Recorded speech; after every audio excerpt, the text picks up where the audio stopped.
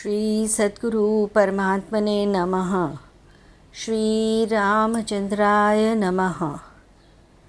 आज श्री सद्गुरु देव की सन्निधि भाग 6 में हम श्री गुरुदेव के बारे में आगे बात बताते हैं।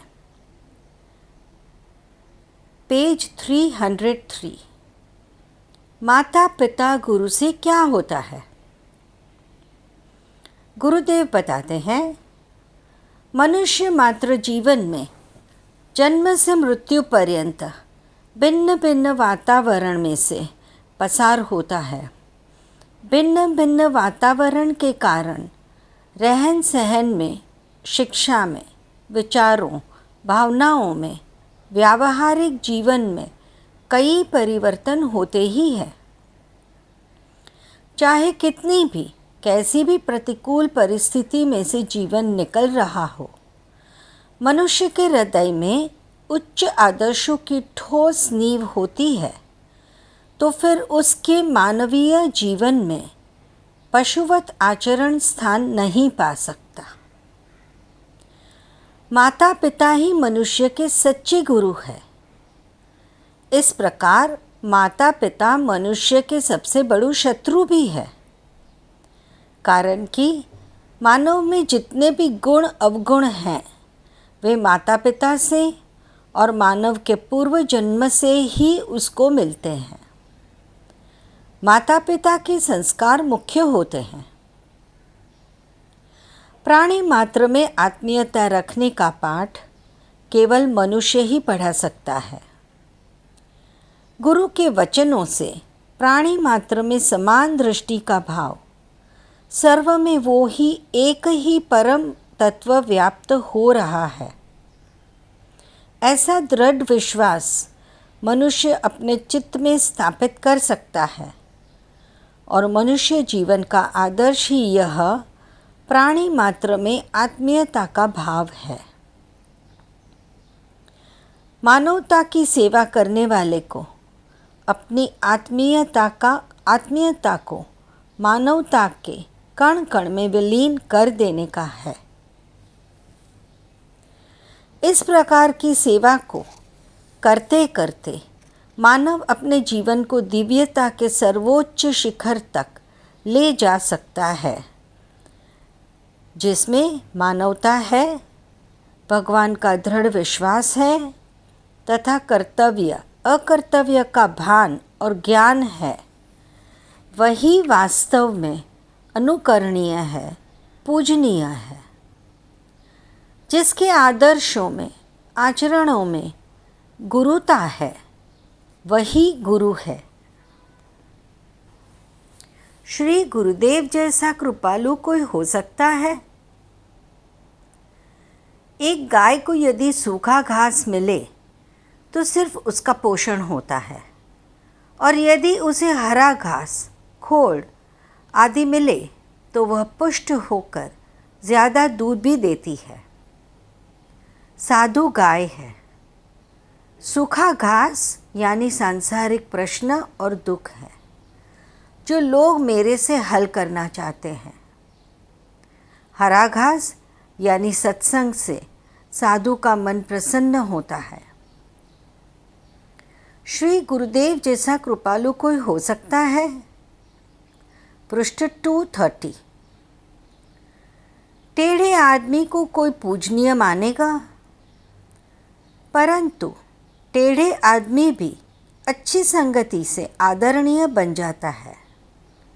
टेढ़ा चंद्रमा शिवजी के शीश पर होने के कारण हम उसे देखने को कितने लालायत रहते हैं, उसी तरह गुरुदेव भी टेढ़े सीधे सबको संभाल लेते हैं।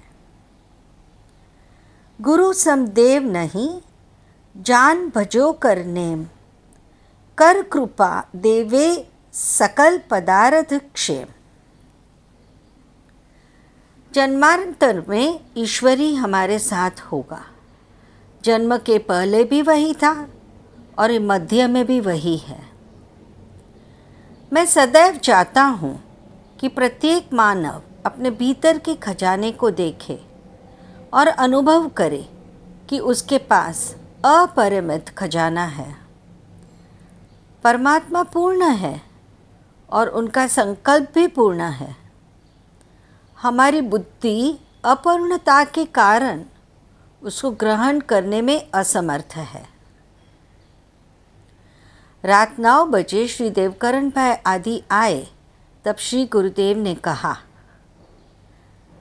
अनविचार रमणीय सदा, संसार भयंकर भारी, समसंतोष दया विवेक से होत महासुखकारी।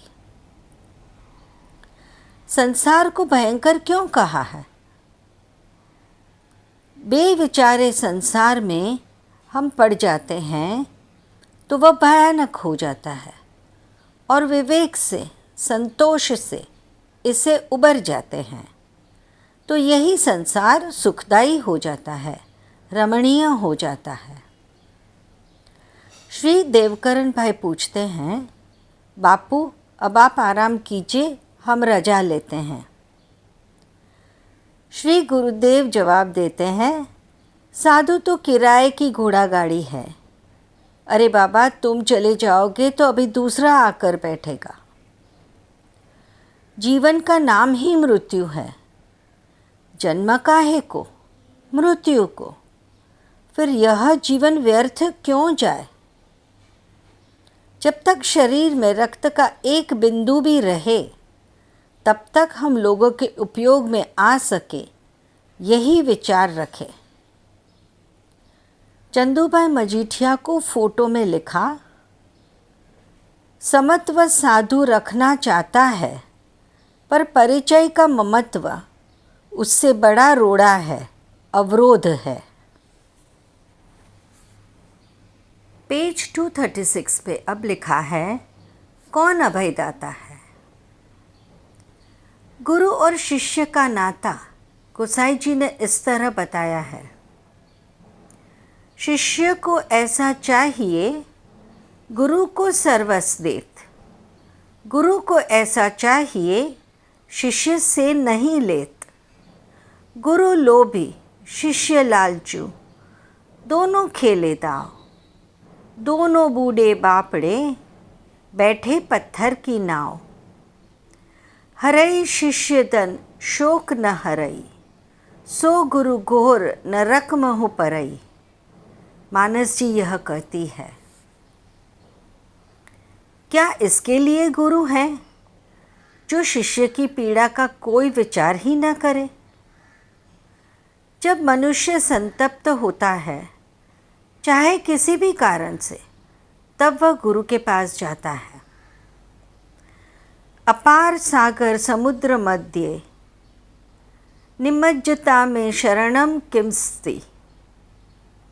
किसी विषय को लेकर दुखानुभूति से शिष्य संतप्त है, उसी वक्त वह कह रहा है, मैं डूब रहा हूँ।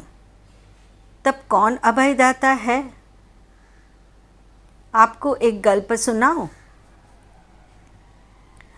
गुरु और एक चेला बैठे थे। गुरु ने कहा, चलो वृक्ष के नीचे आराम करें। थोड़ी देर के बाद वहाँ से एक सर्प आया।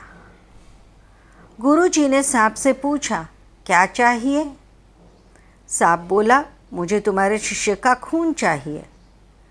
गुरु जी ने उठकर चाकू से शिष्य की छाती से खून निकाल कर दे दिया।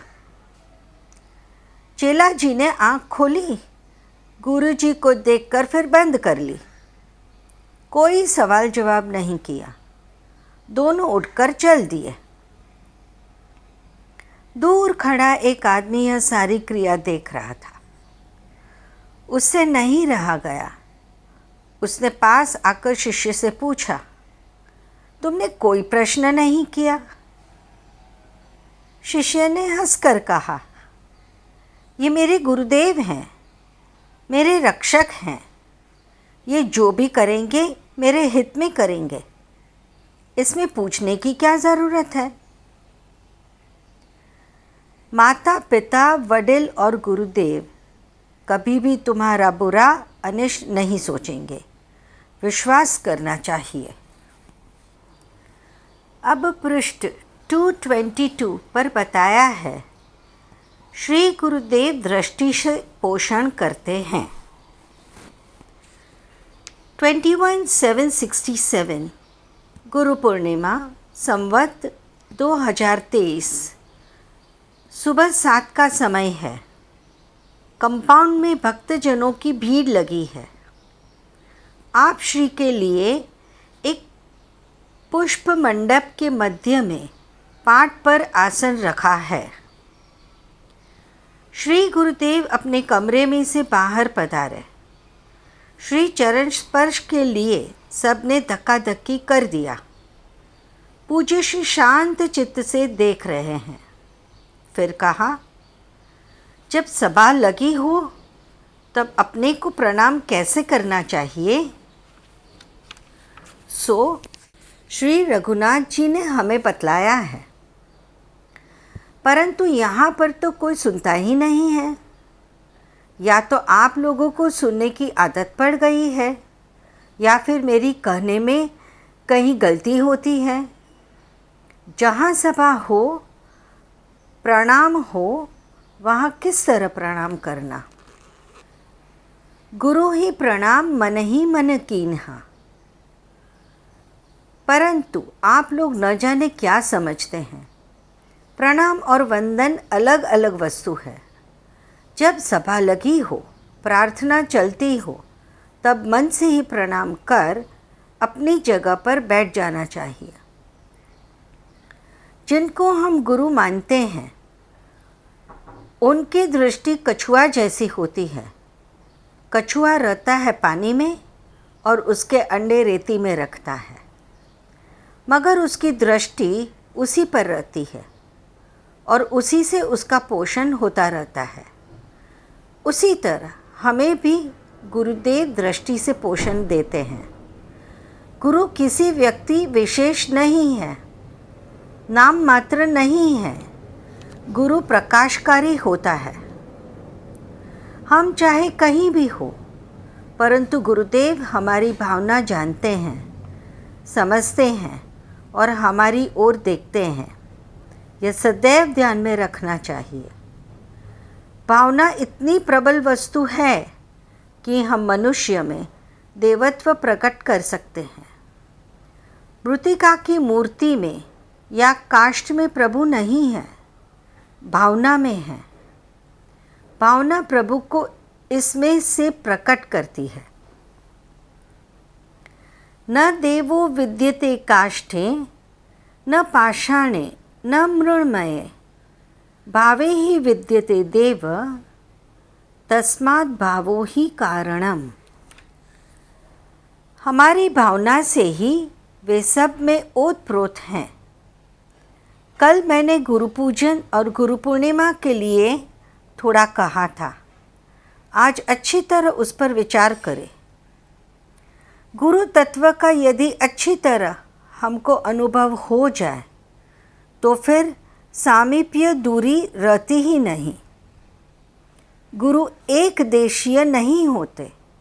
हम सदैव यह प्रयत्न करें कि हमारा शिस्त भंग न हो। जब देखो तब पास में रहे सदा भरपूर, प्रेम पूर्ण जिसमें उदय बना कबहू नहीं दूर। माता पिता और गुरु तीनों को वेद ने देव स्वरूप बताया है। मातृदेवो भव। क्यों? बालक सबसे पहले माँ को ही जानता समझता है। माता का अधिकार पिता से 10 गुना ज़्यादा है।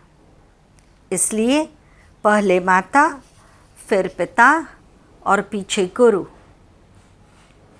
इन तीनों की वंदना करने से हमारे अंतःकरण की शुद्धि होती है। सवेरे उठकर ही हमें माता पिता और गुरुदेव को प्रणाम करना चाहिए। आज से 2 मास तक हमें उठने की पद्धति का नियम लेना है। क्रोधोपि देवस्य वरेण्य तुल्य। देवों का गुस्सा भी वरदान लाभ ही है, और जो प्रसन्न हो जाए तो क्या नहीं कर सकते। सद्गुरु देव की जय।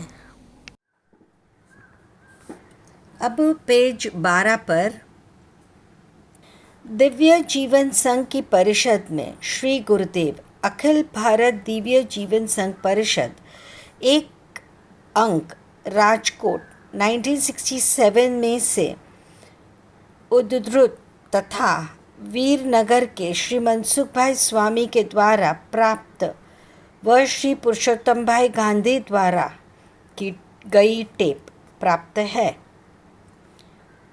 राष्ट्रीय शाला मैदान। आज अखिल भारत दिव्य जीवन संघ की राजकोट की परिषद की पूर्णाहुति है।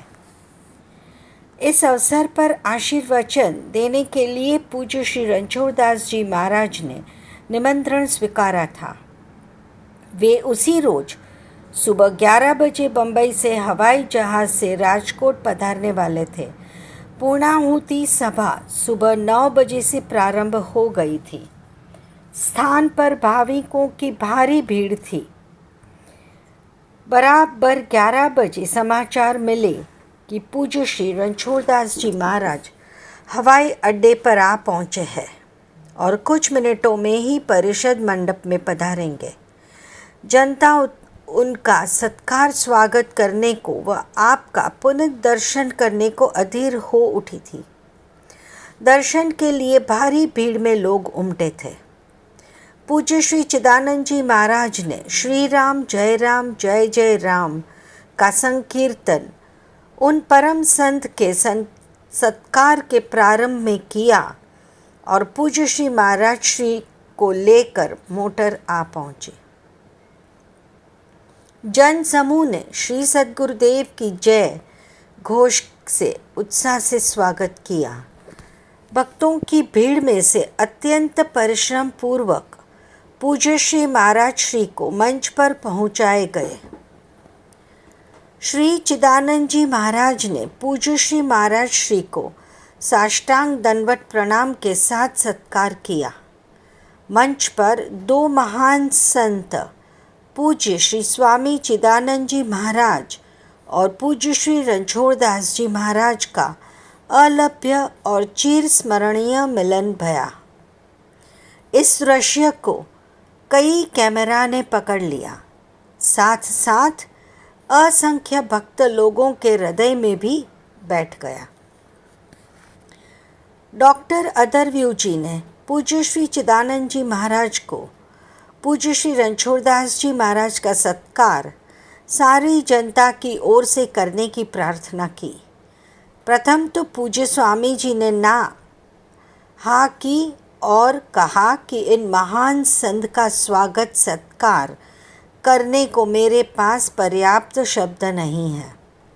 लेकिन बाद में पूज्य स्वामी जी महाराज ने पूज्य महाराज श्री का सत्कार करते हुए कहा कि इतनी महान विभूति का सत्कार करने के लिए मेरे पास शब्द नहीं है। फिर भी बहुत कम शब्दों के द्वारा पूज्य महाराज श्री का सत्कार करने का प्रयत्न करूं तो ऐसा कह सकता हूं कि जिस प्रकार छोटे बालक को अकेला छोड़कर उसकी माँ कोई कार्यवश बाहर गई हो और यकायक वापस आ जाए और वह छोटा बालक माँ माँ कहता हुआ उसके गले लग जाए और अपनी खुशी व्यक्त करे, वैसे ही उतनी ही खुशी आज हम सबको यहाँ पर उपस्थित सबको पूज्य श्री रणछोड़दास जी महाराज के शुभागमन से हो रही है। ये शब्द सुनकर कितने ही उपस्थित भाविकों की आंखों में खुशी के अश्रुबिंदु झलक उठे। डॉक्टर अदरव्यू जी ने कहा, पूज्य श्री का स्वागत फूलहार से करने के पश्चात बच्चा माँ की राह देखकर बैठा हो और माँ जब आ जाए तो उस समय वह माँ का स्वागत कैसे करेगा? तालियां बजाकर माँ आ गई ऐसा ही कहकर वह अपना आनंद प्रदर्शित करेगा ना। वैसे ही हम भी खुशी से प्रेम भरे आनंद से श्री सद्गुरुदेव श्री रणछोड़दास जी बापू का स्वागत करते हैं। एक बार की बात बता दूं, आप लोग बापूजी बापूजी जो कहते हैं सो असल में क्या चीज़ है वह भी जान लीजिए। यह आकृति भर नहीं है। इस आकृति के द्वारा झलकती हुई वह चीज़ है जो कि हमारे सबके अंदर में है। तो बापूजी तो हमारे अंदर ही है, उनका क्या स्वागत करें। यहाँ इस आकृति को धारण करके आने से पहले से ही हमारे अंदर है ही। ऐसे आनंद स्वरूप, परब्रह्म स्वरूप, चिदानंद स्वरूप का मैं आप लोगों की तरफ से पुष्पांजलि से हार्दिक स्वागत करता हूँ और प्रार्थना करता हूँ कि वे कुछ 2-4 अमूल्य वचन अपने दिव्य मुख से आपके सामने रखें। बापूजी के वचनामृत के पहले मैं एक सूचना आप लोगों को देना चाहता हूँ कि बापूजी यहाँ इसलिए पधारे हैं कि बिहार में जो अकाल चढ़ रहा है उससे वहाँ की प्रजा बहुत पीड़ित है।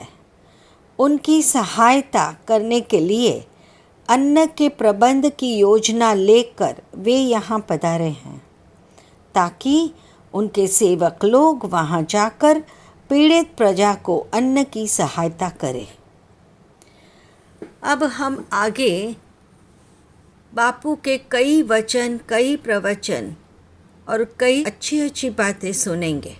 श्री सद्गुरुदेव की जय।